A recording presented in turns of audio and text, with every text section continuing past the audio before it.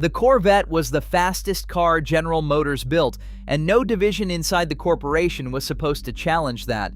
Then, Buick strapped a turbocharger to a V6, dropped it into a blacked-out sedan, and posted quarter-mile times the Corvette couldn't answer. Chevrolet refused to believe it.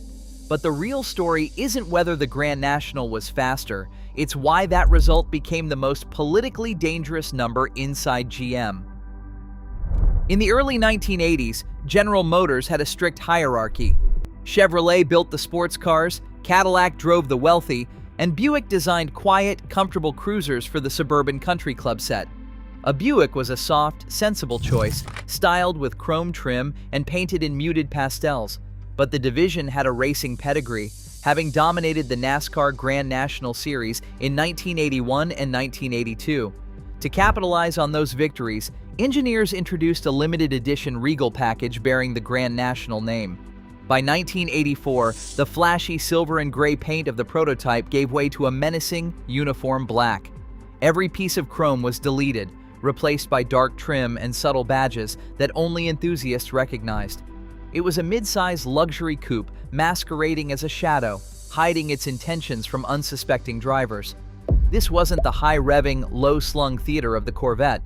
It looked like an executive's company car, but it carried an unresolved mechanical experiment that was about to turn Detroit's V8 orthodoxy completely upside down. At the center of Buick's experiment was a choice that challenged Detroit's performance culture: a 3.8-liter V6 engine, coded LC2. For decades, the American industry operated on a simple rule: speed required a massive V8 with high displacement. But Buick engineers faced a different reality.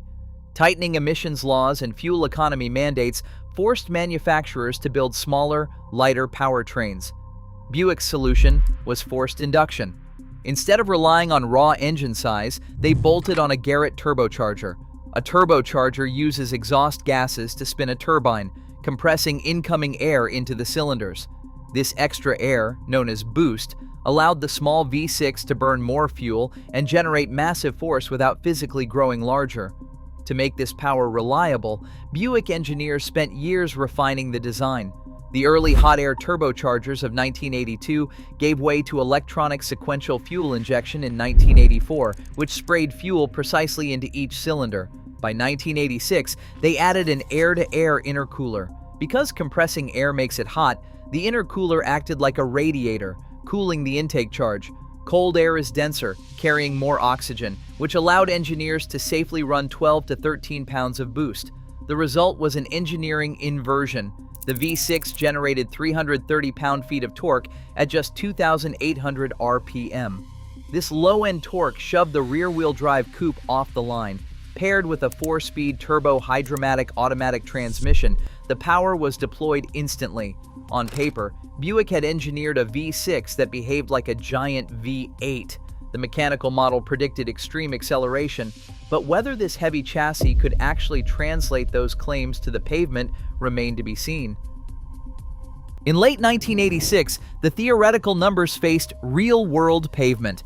The most direct comparison came from Road and Track in their December 1986 issue.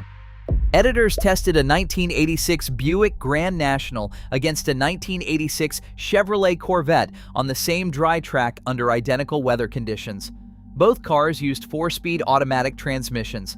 The Corvette wore Goodyear Eagle GT tires, while the Grand National ran on Goodyear Eagle GA tires. Despite carrying a heavier upright mid-size utility body, the Buick clocked a 0 to 60 time of 5.8 seconds and completed the quarter mile in 13.3 seconds at 103 miles per hour. On that same day, the purpose-built aerodynamic Corvette posted a 6.2-second 0 to 60 run and finished the quarter mile in 13.8 seconds at 102 miles per hour. Test procedures across other publications, like Car and Driver and Motor Trend, produced slightly different raw numbers due to launch techniques, track temperatures, and tire wear. Yet, when measured under identical track conditions, the result was clear. The unassuming, boxy Buick coupe pulled ahead of Chevrolet's flagship sports car in straight-line acceleration. In 1987, Buick built a highly developed, limited production step beyond the standard car, the GNX. Created alongside specialized partners ASC and McLaren, this variant focused on absolute speed. In mid-1987, Car and Driver and Motor Trend clocked the GNX running 13.0 seconds in the quarter mile at 108 miles per hour. Slower secondary tests often reflected poor traction, while anecdotal owner passes in the 12-second range remained conditional on track preparation and modifications. Across the board, 0 to 60 sprint, elapsed time, and trap speed stood as separate verified measures of dominance. The GNX escalation made the standard Grand National's numbers impossible to dismiss as a lucky launch. It forced a corporate question: how could GM's designated performance car be challenged by a sibling from its quietest division?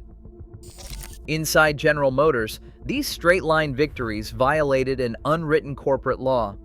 GM operated on a strict companion brand hierarchy where Chevrolet built the sports cars, while Buick designed quiet, comfortable cruisers. A $30,000 Corvette was the undisputed flagship, meant to represent the absolute peak of American performance. A $22,000 Buick Regal-based coupe outrunning it on the drag strip disrupted this entire marketing order. No surviving paper trail proves Chevrolet officially ordered Buick to detune the car, nor does evidence show formal corporate retaliation. Instead, the phrase "refuse to believe" reflects institutional surprise and the defensive silence that followed. Chevrolet maintained that the Corvette remained the superior overall sports car in handling, braking, and top-speed refinement, which was technically true. But Buick needed no official marketing campaign to exploit the gap. The enthusiast press did it for them. In July 1986, Road and Track published a feature asking a single, polarizing question: the Buick Grand National, a Corvette killer?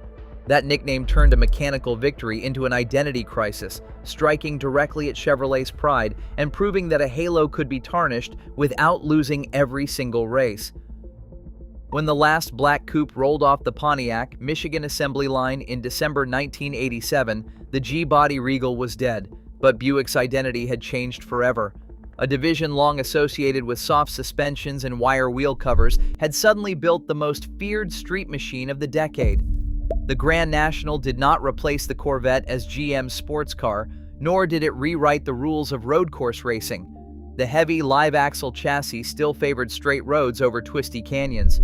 Yet, it shattered the long-standing belief that serious American performance required 8 cylinders and a low-slung profile. This shift in perception created a new kind of collector car.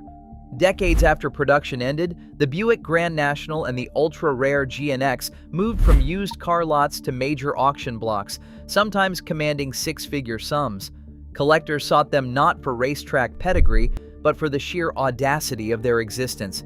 It was a factory-built sleeper that hid muscle car speed behind the blocky silhouette of a family coupe, inviting drivers to discover its power without flashy graphics or bright paint. Technically, the legacy of the turbocharged V6 survived. Buick carried the engineering lessons of the LC2 engine into the 1990s, applying supercharging and turbocharging to the 3800 V6 platform in models like the Regal GS and the Park Avenue Ultra. These front-wheel drive luxury cruisers never recaptured the sinister energy of the 1987 black coupes, but they proved that forced induction was a permanent part of Buick's engineering toolkit. Ultimately, the Grand National remains an emblem of corporate rebellion. It stands as a rare moment when an underdog division bypassed corporate hierarchy to build something faster than the flagship. Its power did not lie in sports car handling, but in its ability to quietly wait at a red light, looking entirely ordinary, until the light turned green. Today, the Grand National remains a monument to corporate defiance. It proved that innovation thrives outside established hierarchies, a lasting reminder that the most dangerous disruptors are often those hiding in plain sight. What is your favorite automotive sleeper? Share your thoughts in the comments.